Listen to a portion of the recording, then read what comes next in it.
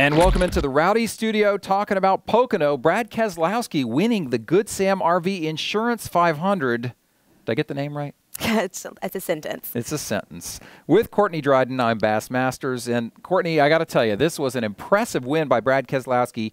He's won 2 other races in his Cup career, but it was almost like he didn't even count those. Well, the other 2 races were, I mean, I guess you could say fuel strategy. There's a crapshoot. You can say Talladega. Another crapshoot. Another crapshoot. So, I mean, this is the validation that I think that team needs. Absolutely. And the other thing it does for Brad Keselowski is it puts him in the catbird seat as far as the wild card goes. You know, he came into this race out of the top 20, so he wasn't even technically eligible for the wild card. And he had that 1 win, but 3 other guys ahead of him had a win. David Reagan, Denny Hamlin, and who was the third guy? Paul Menard. Paul Menard. So he was behind all those guys. All of a sudden, he's ahead of all those guys in the wild card chase. And I really think he's going to be able to stick it out for the next 5 weeks. 5 weeks? 5 weeks. He's got 5 more races. And the interesting thing with the wild card is if you look at Denny Hamlin, he's in 11th right now.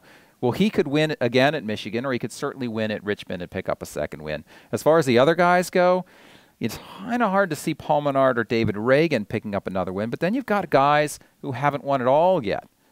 Tony Stewart hasn't won yet. Dale Earnhardt Jr. hasn't won yet. Could Juan Montoya win again at Watkins Glen and somehow move back into the top 20? So there's a lot going on in the wild card. But 2 wins to me, 2 wins and in the top 20, it's hard to see anybody else beating that. And I don't think it's going to happen. I also don't think he's going to kind of rest on his laurels anymore. I think he is going to keep going like he's going. That's not the kind of driver he is to just be like, well, you know, I'm in. Let's kind of just keep it pretty even keel for the rest of the time. I think he's going to be going for the win for the next 5 races. Well, certainly he was this race and knew that he needed to have one, and he acknowledges now that the odds are in his favor.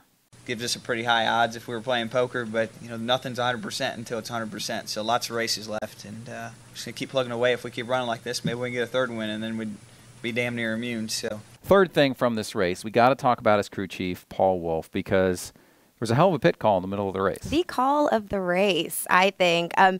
Betting that the race was going to go back green instead of being called with 20 laps to go, 21 laps to go, right around there. It was, I think it was maybe around lap 125 or so when the race was halted for rain. And, you know, right before that caution came out, both Penske cars came to pit road and gave up a ton of track position. And if the race had ended there, they would have given up a ton of points. Because the race resumed, they didn't have to come to pit road on the restart, before the restart. So they had the best track position, and they made that stick with Keselowski finishing 1st and Kurt Busch finishing 3rd. So I think that was a very, very gutsy call, because if they hadn't come in, no one would have blamed them. But if they'd come in and lost a bunch of points, they would look pretty foolish. And to move some more credit back over to Brad Keselowski as well, you know, being able to pull away from Kyle Busch and then being able to run the line. Kyle Busch couldn't really figure out the line he was running, kind of.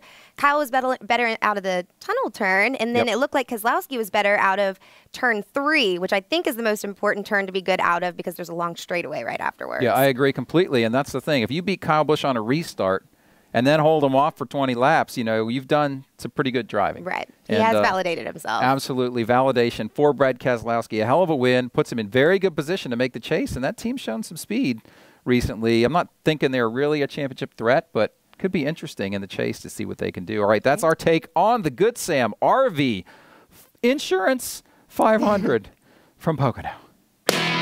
Rowdy.com. Say it like it is. Say what like it is? Rowdy.com.